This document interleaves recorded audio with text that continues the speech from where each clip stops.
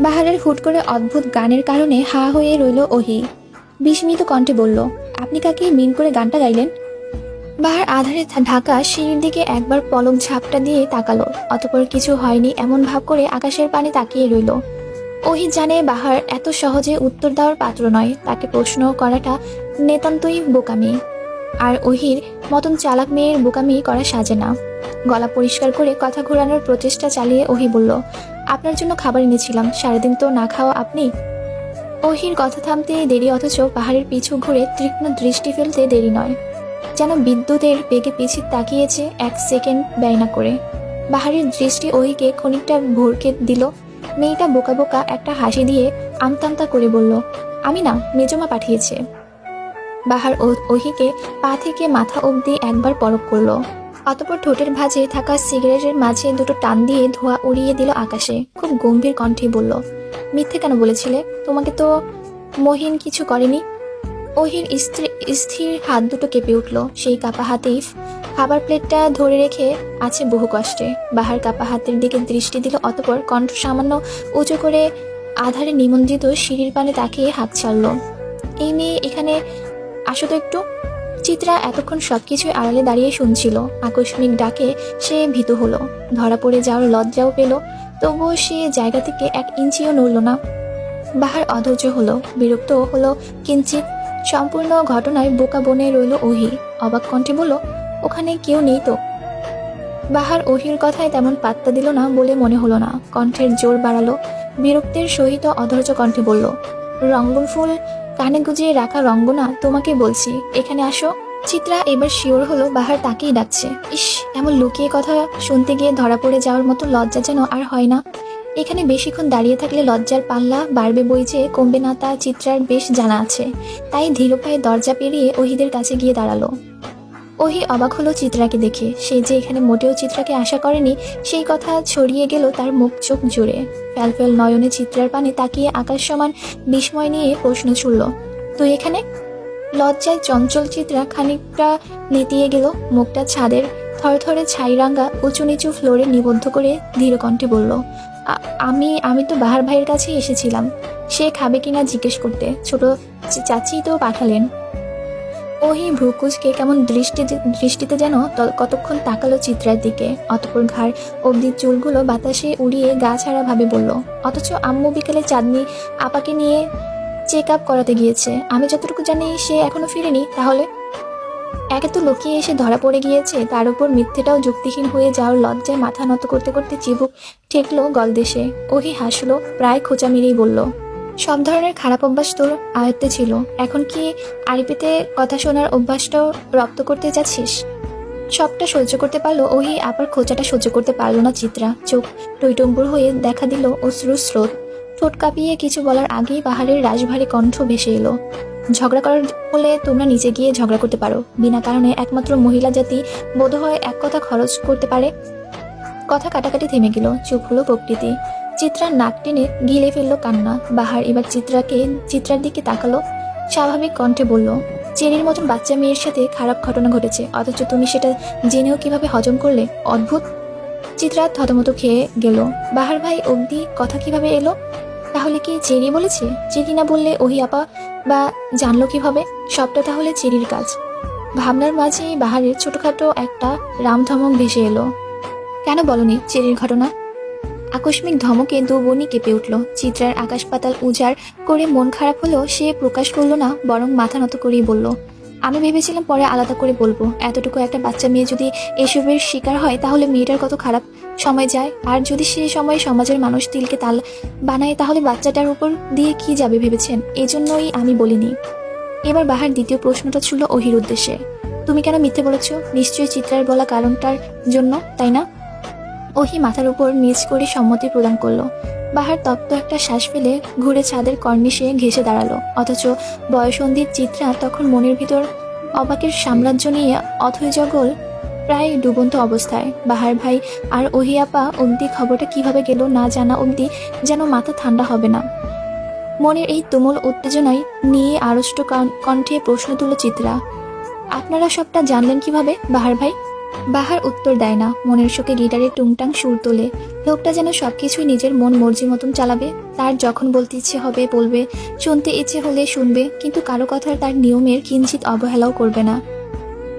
ওহি কতক্ষণ চিত্রার উৎকণ্ঠা মাখানো মুখের উপর চোখ বুলিয়ে অন্যদিকে তাকিয়ে মুখ ফুলিয়ে বলল, তুই চলে আসার পর চেরি আমার সাথে ভয়ে সেটেছিল। প্রাণোচ্ছল মেয়েটার এমন কাণ্ড দেখে অনেক অবাক হই। তারপর এক কিনারে নিয়ে বাচ্চাটাকে জোর করে জিজ্ঞেস করতে সব অকটপটে বলে দেয়। বাহার ভাই হয়তো শুনেছিলেন সবটা, তাই মেরেছেন। কিন্তু সবার সামনে চেরির কথা বললে সবাই হালকাভাবেও নিত হয়তো, বা অন্যান্য দিক বিবেচনা করেই আমি নিজের ঘাড়ে নিয়েছি সবটা। চিত্রা মনোযোগ দিয়ে সবটা শুনলো। ওহি আপার প্রতি ভালো লাগাটা আরেকটু বেড়ে গেল। ওহি আপার সাথে তার গলায় গলায় ভাব ছিল না কখনোই, কারণ আপা বেশি গম্ভীর আর খুঁতখুঁতে স্বভাবের হওয়ায় চিত্রার চঞ্চলতা তত পছন্দ করেন না। ওহি আপাকে আদর্শ নারীর খাতায় রাখা যাবে নির্দ্বিধায়। নারী সত্তার সকল গুণ তার মাঝে অবঞ্চিত। নীরবতা জাগ ভেঙে নিচ থেকে চিত্রার মায়ের গলার সুর ভেসে এলো। সে চিত্রাকে বেশ ব্যতিব্যস্ত কণ্ঠে ডাকছে। চিত্রা আর অপেক্ষা করলো না, ধপাধপ পা ফেলে ছুটে গেল নিচে। ওহি গম্ভীর কণ্ঠে সাবধানে বাণী দিল, আসতে যাবি, অন্ধকার এখানটায়, পড়ে যাস না যেন। চিত্রার মুখের হাসি প্রশস্ত হলো। একটু আগে ওহি আবার খোঁচা দেওয়ার কথাটা যতটা ব্যথা দিয়েছিল, এখন সাবধানী কণ্ঠটা ততটাই প্রশস্তি দিচ্ছে। চিত্রা চলে যেতে ওহি তার হাতের খাবারের প্লেটটা ব্যবহারে চিলকোঠায় নিয়ে গিয়ে রাখলো নিঃশব্দে। আবার শব্দহীন পায়ে বাহারের পিছে এসে দাঁড়ালো।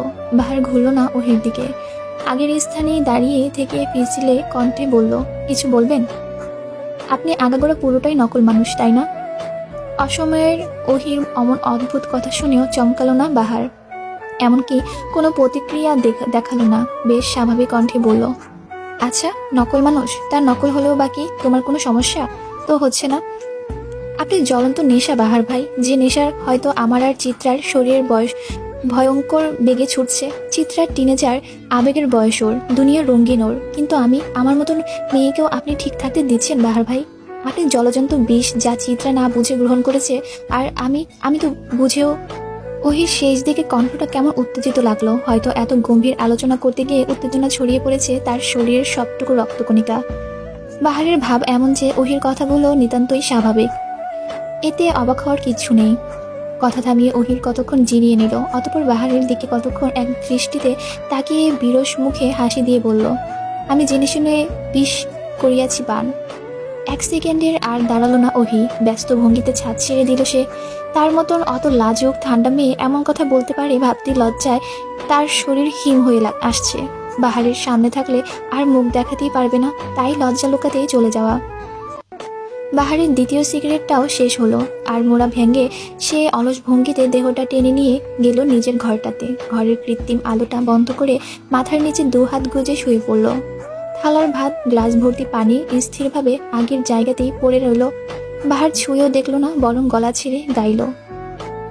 চিত্রার সিঁড়ি বেয়ে ছাদ থেকে নামতে তার বাবার মুখোমুখি হলো। মা বোধহয় এই জন্যই এত ডাকছিলেন। বাবার সামনে এসে চঞ্চল পা জোড়া থেমে গেল চিত্রার, মাথাটাও নিচু করে দৃষ্টি নামালো। নুরুল সওদাগর মুখ চোখ কুঁচকে মেয়ের দিক তাকালেন, অতঃপর স্ত্রীর দিকে তাকিয়ে বললেন, রাত বিরাতে ওর দস্যিপনা বন্ধ করলে আমি খুশি হব। চিত্রার মা মুনিয়া বেগম মেয়ের দিক তাকালেন, অতি স্বাভাবিক কণ্ঠে বললেন, এখনই তো একটু দস্যিপনা করবে, যে বয়সে যেটা মানানসই সেটা করবে না? অদ্ভুত কথা বলো।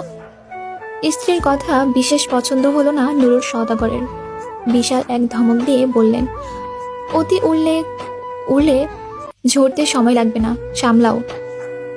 অপমানের চিত্রা মুখ লাল হয়ে গেল, রাগে ক্ষোভে চোখে জল এলো, কান্নাটা আটকে দিয়ে বলল, একদিন আমার ঝরে যাওয়ার কারণ নিশ্চয়ই আপনি হবেন আব্বু। আমি দেখতে পাচ্ছি আমার ভবিষ্যৎ। এই প্রথম বোধহয় চিত্রা বাবার মুখের ওপর কথা বলল। ব্যাপারটা ভীষণ অপ্রত্যাশিত ছিল। রান্নাঘর থেকে চিত্রার বড় চাচি অবধি হতবম্ব চোখে তাকিয়ে রইলেন। তৃষান আর দেশান সোফায় বসা ছিল। চিত্রার কথায় তারাও আহামুখ হয়ে গেল। চিত্রা আর দাঁড়ালো না, একচুটে নিজের ঘরে চলে গেল। বাবার মুখের ওপর যে সে এমন একটা কথা বলতে পারবে কখনো ভাবেনি। সবটাই যেন বাহার ভাইয়ের ছোঁয়া আছে রোগ। লোকটার গা ছাড়া ভাব দেখতে দেখতে নিজের মাঝেও কেমন সে ভাব চলে এসেছে। বাহার ভাই জলজন্ত রোগ, যা ছড়িয়ে পড়ছে মস্তিষ্ক জুড়ে। উত্তপ্ত দুপুরে শরীর পুড়ে যাওয়ার জোগাড়। আর চিত্রার মেজাজটাও বেশ চটে আছে। কলেজ থেকে বের হতেই তার ক্লাসমেট রিফাত তাকে পত্র দিয়েছে, তাও যে সে পত্র না, 100 বানান ভুল পত্র। পত্র পেয়ে যতটা না উৎফুল্ল হয়েছে ততটাই বানান দেখে রেগে গিয়েছে। প্রেমপত্র না যেন ক্লাসের সবচেয়ে গর্ধব ছাত্রের পরীক্ষার খাতা। চিঠিটা ছিঁড়ে কুটি কুটি করে রিফাতের মুখে ছুঁড়ে ফেলে এসেছে সে। রাস্তা পার হতে ওহি আপার সাথে দেখা চিত্রার। ওহি আপা চেরিকে স্কুল থেকে দিতে এসেছে। চিত্রার কলেজের আর চেরির স্কুল প্রায় কাছাকাছি। পরিচিত মুখ দেখতে চিত্রার মন নেচে উঠল।